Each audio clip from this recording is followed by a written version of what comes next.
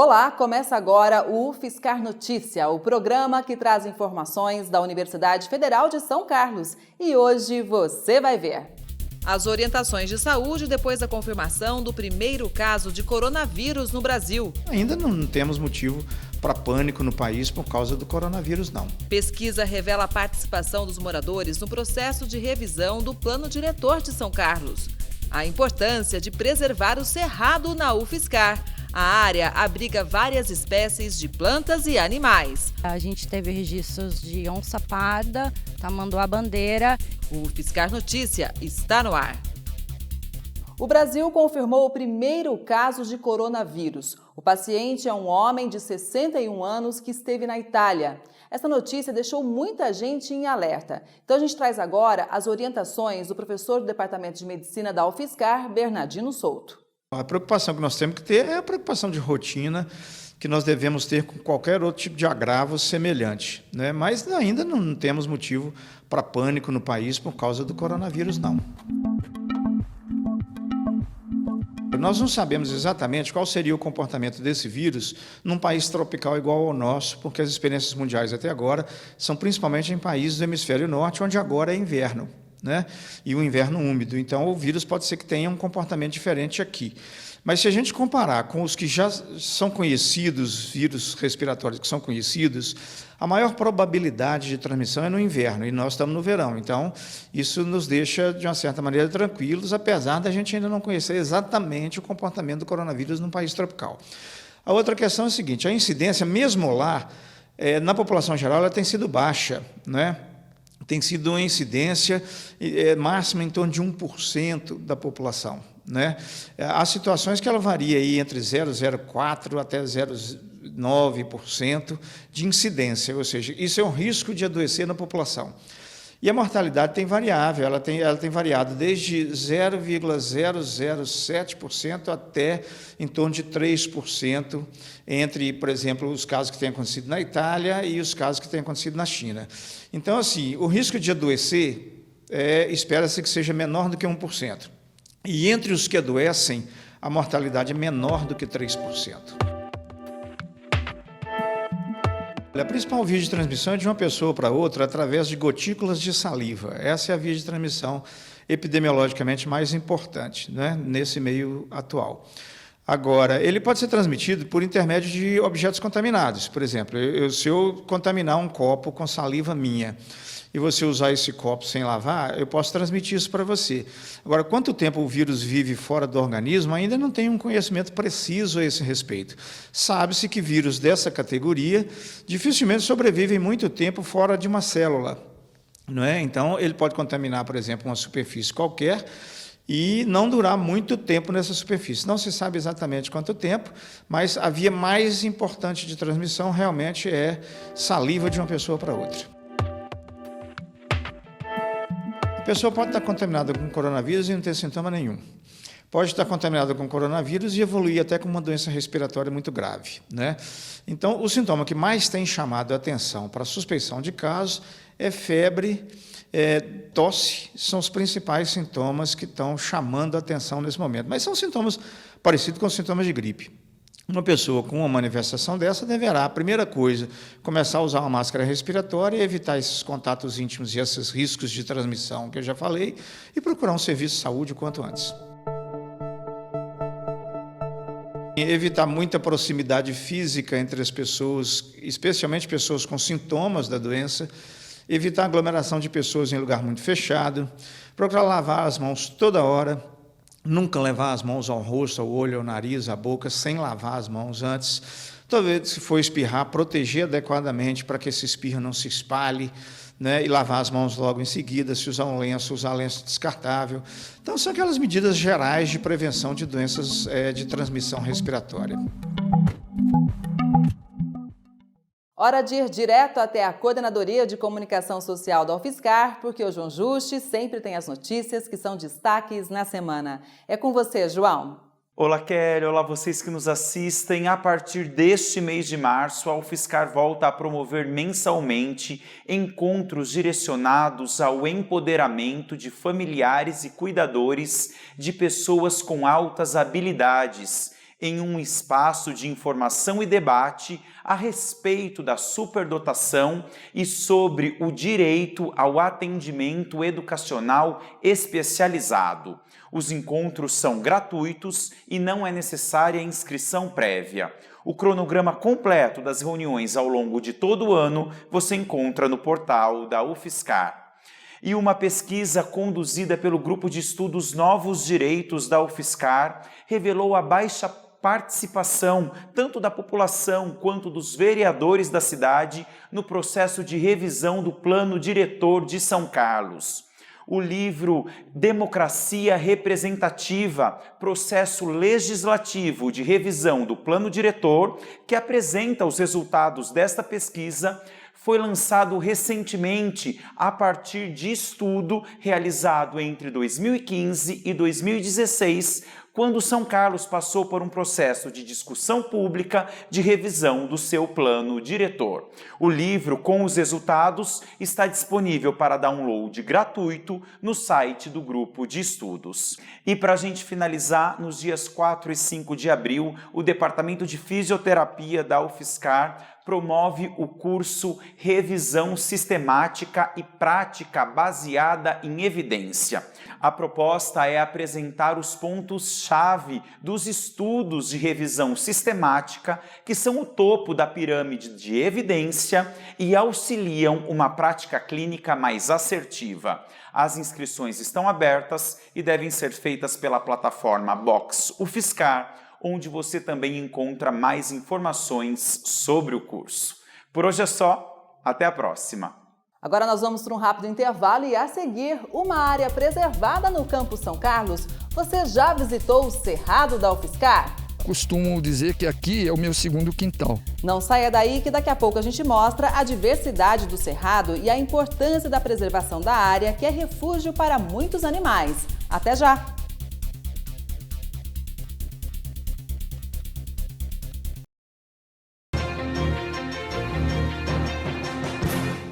O UFSCar Notícia está de volta e traz agora uma reportagem especial sobre o Cerrado na UFSCar Campus São Carlos.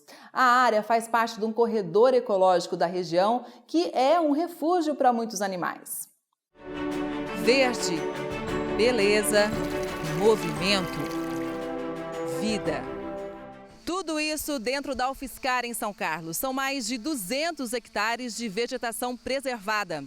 Por causa da agricultura e da pecuária, hoje só resta 1% da área de cerrado que existia no estado de São Paulo. Então, lugares assim são refúgios para os animais. E aqui na UFSCar não está longe da gente não, fica bem perto da cidade.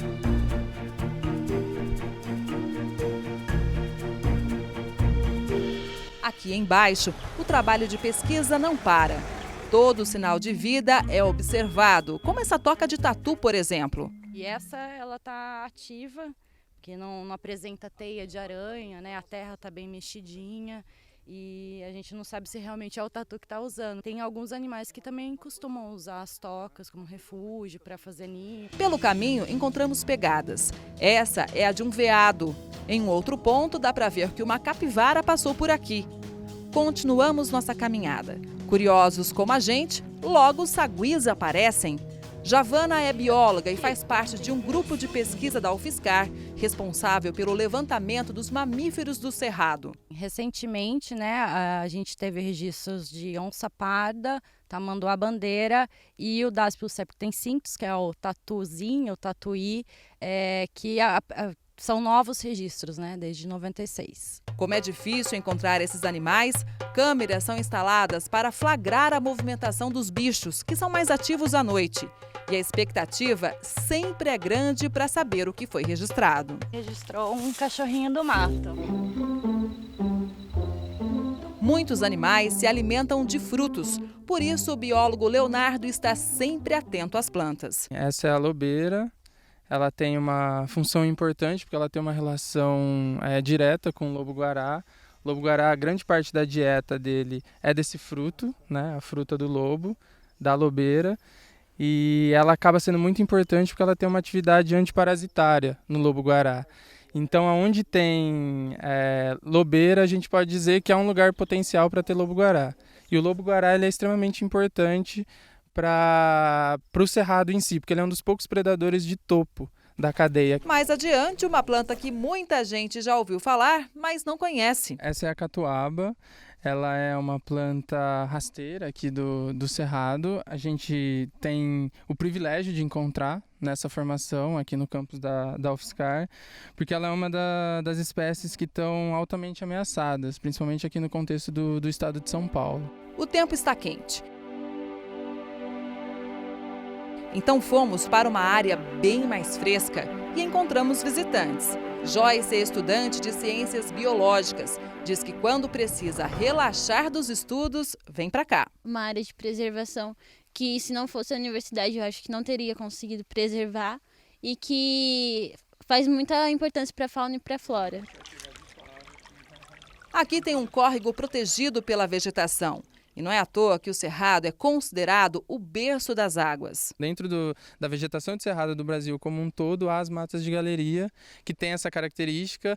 Em termos de florística, as plantas elas são muito parecidas com as plantas da Mata Atlântica. A gente tem alguns exemplos aqui do samambaiaçu, do palmito jussara, que a gente encontra aqui na área de São Carlos, né, na área da UFSCar. E acaba sendo muito importante para a cidade, porque parte da água que a gente bebe vem dessas áreas e particularmente próxima ao campus da UFSCar. A árvore ao lado foi o lugar escolhido por essa aranha néfila, que faz grandes teias de coloração dourada e é inofensiva para os humanos. Para poupar energia, todos os dias ela reabsorve a parte da teia que serve como armadilha. E até uma folha pode ser usada para a reprodução. Essas bolinhas abrigam larvas de insetos. Muitos vivem embaixo d'água. 30 novas espécies de insetos aquáticos foram descobertas aqui. Os insetos aquáticos ultimamente têm sido utilizados como indicadores de mudanças ambientais, principalmente poluição de água, né? Órgãos como a CETESB e IBAMA têm utilizado os trabalhos de comparação de áreas preservadas e áreas impactadas para se ter um parâmetro da dimensão das alterações ambientais que os homens têm causado nos ambientes. O Cerrado da UFSCar é referência de conservação e os insetos encontrados são prova disso. Essa aqui é uma família de um grupo chamado Trichoptera, é uma família chamada Hydropsichidae, né? Porque eles têm pelinhos na parte do abdômen deles e que serve para a respiração. E você encontrar esse tipo de inseto aqui na UFSCar, o que indica? Indica uma boa qualidade ambiental, porque primeiramente, como ele precisa dessas brânquias, né, que são como se fossem pelos no abdômen para respirar, ele precisa de áreas bem oxigenadas. E essas áreas podem mudar bastante conforme a época do ano. No período da estiagem, o Lago da Maiaca fica totalmente seco. Mesmo assim, a vida se renova. Muitos dos insetos aquáticos e outros organismos, como outros invertebrados, podem ficar em período de dormência, como se fossem envolvidos por uma capa de um ovo, e assim que a água volta a ter contato com eles, eles voltam então ao ciclo de vida natural. E o que dizer delas? A grande maioria das aves a gente mais ouve que vê. Ah, então demos sorte. Olha só, com tanto espaço por aí, tem quem quer justamente o galho que já tem dono. Esse é o coleirinho de coleira, nome explicado pelo colar branco. Também flagramos o sanhaço de fogo, que chama atenção pela cor e gosta de pousar no topo das árvores mais altas. O Cerrado da UFSCar abriga mais de 260 espécies de aves que ajudam a espalhar sementes. Quando a ave se alimenta do fruto, essa semente que passa no trato digestivo da ave, ela sofre, né, uma quebra de dor dessa dormência. Então, a partir do momento que ela sai nas fezes das aves e é depositada no chão, né, ela tem o potencial de germinar muito mais rápido do que teria se ela não tivesse passado pelo trato digestivo da ave. Sementes que podem se transformar em árvores como essa.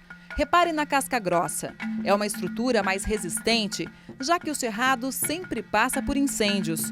E uma curiosidade: muitas plantas só se reproduzem depois do fogo. Na natureza, isso era causado geralmente por raios, era acidental. Esse fogo ele acontecia de uma intensidade relativamente baixa, e o cerrado conseguia resistir a esse fogo. Nesse ambiente agora que está que está restrito, próximo à cidade, a gente tem que ter controle sobre esse incêndio. Por isso que existem esses caminhos, esses aceros, as estradas, para exatamente quando se pegar fogo, sofrer um incêndio, ter como haver primeiro o combate desse incêndio, né, se ele for um incêndio criminoso, por exemplo, e poder manejar esse processo. O secretário de Gestão Ambiental e Sustentabilidade da UFSCar lembra também que o cerrado é um grande mosaico de diferentes tipos de vegetação.